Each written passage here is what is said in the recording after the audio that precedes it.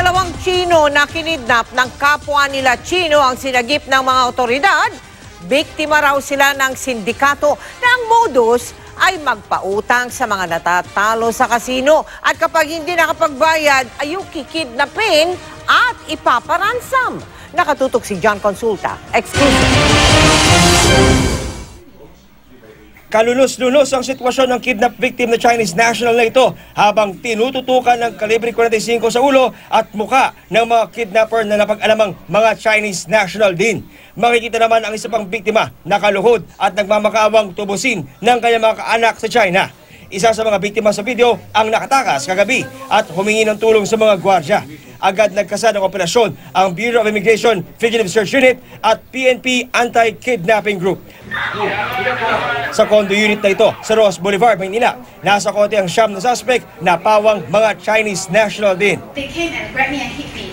So I asked for help.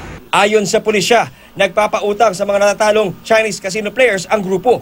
Pero pag di nakabayad, kikidnapin ang biktima. Saka ipatutubos sa kanilang mga kaanak sa China. Maraming grupo, kaya lang ito yung pinakamalaki. Magaling sila mag-profile. Alam din nila talaga kasi binabantay nila. Kasi andun din naman sila sa loob, sa casino, sa high roller area. May mga nangyari previously na ang payoff ay sa China, sa ibang bansa, and these were actually committed by foreign nationals, particularly Chinese nationals, against fellow Chinese nationals. Umabot sa 32 ang na-arrestong Chinese nationals sa isinagawang follow-up operation. 3 sa kanila, positibong itinuro ng biktima.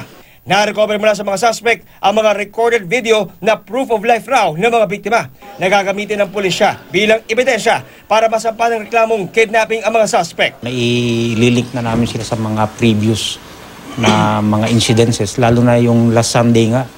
Ayaw lang talaga magkapag-cooperate yung iba. Nakatakas na naman, same room, same place na pinanggalingan. The circumstances would warrant that they will be charged for immigration violation. Then I believe that the corresponding summary deportation order be issued against them. Ilang Chinese consular officials na ang nagtungo sa Camp Crame para tingnan ang nalansag na Chinese Kidnap for Ransom Group. John Consulta, Nakatutok, 24 Oras.